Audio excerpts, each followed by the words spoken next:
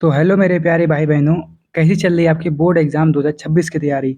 मैं आपके लिए लेके आ चुका हूँ विलियन चैप्टर के पार्ट सेकंड। मतलब इसका जो ये जो वीडियो है पार्ट सेकंड है। अगर आप लोगों ने पार्ट फर्स्ट नहीं देखा है तो उस वीडियो को भी जाके देख लेना, लेकिन सबसे पहले आप इस वीडियो को देख लीजिए।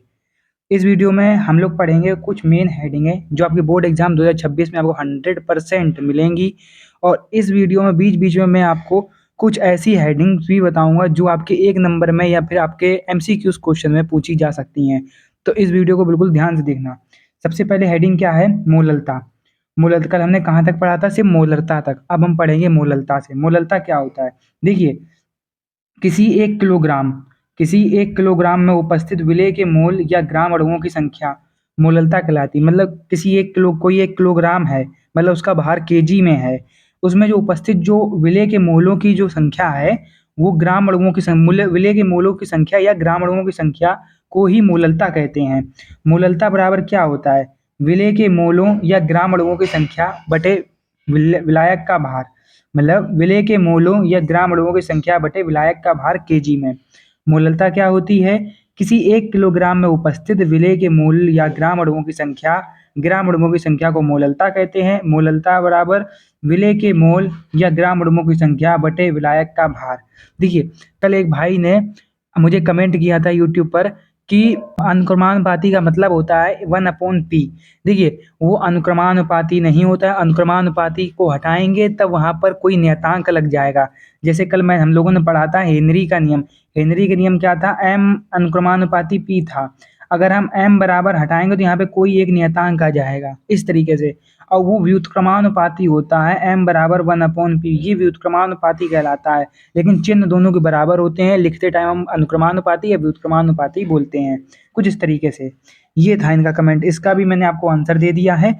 और इसके बीच में मैं आपको एक ऐसी हेडिंग बताने वाला हूँ जो आपके वो मतलब बोर्ड एग्जाम में 100% मतलब पूछी जाती है, एमसीक्यूज में पूछी जाती है एक नंबर में, कि समपारासारी विलयन किसे कहते हैं। समपारासारी विलयन ऐसे विलयन होते हैं, देखिए ध्यान समझिएगा, समपारासारी विलयन ऐसे विलयन होते हैं जिनमें समान ताप व दाब होता है, उसे समपारासारी विलयन कहते हैं। ठीक है, समपारासारी विलयन किसे कहते हैं? जिसमें समान ताप व दाब होता है उसे समपारासारी विलयन कहते हैं। अतिपरासारी विलयन किसे कहते हैं? अतिपरासारी विलयन वो विलयन होते हैं जो दो विलयन में जिस विलयन का समान ताप परासरण दाब से अधिक होता है। मतलब जो विलयन है उन दोनों विलयन में से किसी एक विलयन का परासरण दाब जो है, परासरण ताप है वो या दाब वो अधिक होता है, उसे अतिपरासारी विलयन कहते हैं। एक होता है अल्प परासारी विलयन। अल्प परासारी विलयन उसे विलयन कहते हैं, उस विलयन को कहते हैं जिसमें समान ताप पर ही विलयन का परासरण दाब कम होता है। जिसमें समान ताप पर ही परासरण दाब का जो विलयन है वो कम दाब होता है, उसे अल्पपरासारी विलयन कहते हैं। कुछ की मेन हेडिंग थी। अब हम नेक्स्ट टॉपिक की ओर चलते हैं। नेक्स्ट टॉपिक हमारा है मूल प्रभाज। मूल प्रभाज किसे कहते हैं? देखिए, मूल प्रभाज भी बहुत ज़्यादा इंपॉर्टेंट है और ये बोर्ड एग्जाम में पूछी जरूर जाती है 2 नंबर में, तो इसको भी याद करना। मूल प्रभाज किसे कहते हैं? किसी विलयन में उपस्थित किसी घटक के मोलों की संख्या तथा उसी विलयन में उपस्थित कुल मोलों की संख्या को मूल प्रभाज या मूलांश कहते हैं। इसे x से प्रदर्शित करें। मतलब कोई एक विलयन है, उसी के घटक के मोलों की संख्या में उपस्थित उसी विलयन के कुल मोलों की संख्या को ही मूल प्रभाज कहते हैं या मूल अंश कहते हैं। उसे x से प्रदर्शित करते हैं। मूल प्रभाज x बराबर घटक के मोल बटे विलयन में उपस्थित कुल मोलों की संख्या।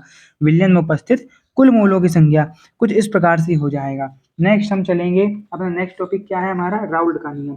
राउल्ट का नियम भी बहुत ज़्यादा इंपॉर्टेंट है और ये बोर्ड एग्जाम में जरूर पूछा जाता है। और इस राउल्ट के नियम की वीडियो मैंने प्रॉपर अपने वीडियो चैनल पर डाल रखी है, तो वहां से भी जा करके आप देख सकते हैं। राउल्ट का नियम, किसी विलयन के लिए विलायक के वाष्प दाब में आपेक्षिक अवनमन विलेय के मोल प्रभाज के बराबर होता है। मतलब किसी विलयन के लिए विलायक के वाष्प दाब, मतलब विलायक का जो वाष्प दाब है वो अपेक्षिक अवनमन के मूल प्रभाज के बराबर होता है, उसे राउल्ट का नियम कहते हैं। राउल्ट का नियम बराबर क्या होता है? P naught minus P S upon P naught बराबर N upon N plus capital N. कुछ इस प्रकार से इसका सूत्र है, क्योंकि यहाँ पे मोल प्रभाज की बात हुई, मोल प्रभाज का भी ये सूत्र होता है कुछ इस तरीके से। इसके बीच में मैं आपको एक और हेडिंग बताना चाहता हूँ, आदर्श विलयन किसे कहते हैं। देखिए, ये छोटी छोटी हेडिंग है जो मैं आपको बोल कर ही याद करा दूंगा, आपको लिखना नहीं पड़ेगा ज़्यादा। देखिए, आदर्श विलयन उसे कहते हैं जो राउल्ट के नियम का पूर्णतः पालन करता है, उन्हें आदर्श विलयन कहते हैं। देखो, राउल्ट के नियम का जो पालन करते हैं पूर्णतः उसे आदर्श विलयन कहते हैं। लेकिन अभी तक ब्रह्मांड में कोई भी ऐसा तत्व नहीं है, कोई भी ऐसा पदार्थ नहीं है जो राउल्ट का नियम का जो फॉलो करता हो, मतलब जो राउल्ट के नियम को फॉलो करता हो। मतलब सभी जो तत्व हैं वो राउल्ट के नियम को कुछ किसी भी तरीके से फॉलो नहीं करते हैं।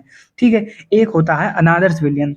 अनादर्श विलयन कौन से होते हैं? देखो, अनादर्श विलयन उन विलयन को कहते हैं, जैसे आपको समझ में ही आ रहा होगा, अनादर्श विलयन वे विलयन जो राउल्ट का नियम को पालन नहीं करते हैं, जो राउल्ट के नियम का पालन नहीं करते हैं उन्हें अनादर्श विलयन कहते हैं।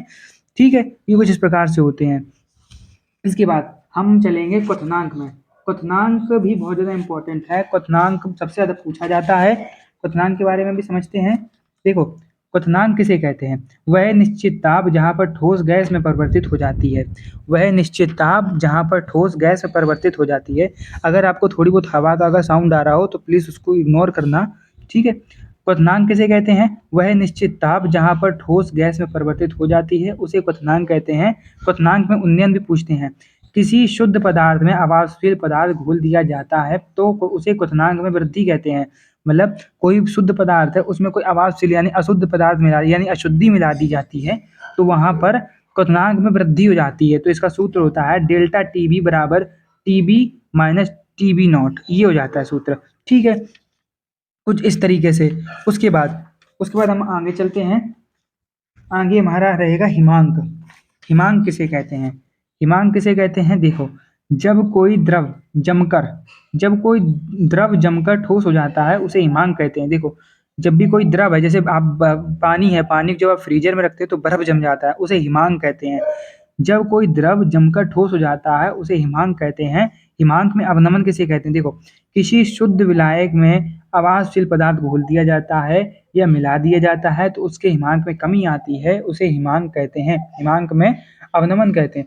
मतलब कोई शुद्ध पदार्थ है उसमें जब कोई अशुद्ध पदार्थ मिला दिया जाता है तो उसके हिमांक में कमी आती है। जैसे टेम्परेचर घटता है, जब भी आप पानी को रखेंगे तो पानी इतनी जल्दी तो जमेगा नहीं, उसके लिए टेम्परेचर कम होता है। तो जो टेम्परेचर उसके लिए मिनिमम है जमने के लिए, उसी टेम्परेचर पे वो जमेगा, उसी को हिमांक कहते हैं।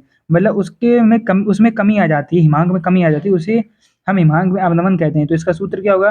डेल्टा टी एफ बराबर T not F minus T F, कुछ इस प्रकार से सूत्र हो जाएगा। और ये आपका चैप्टर खत्म होता है।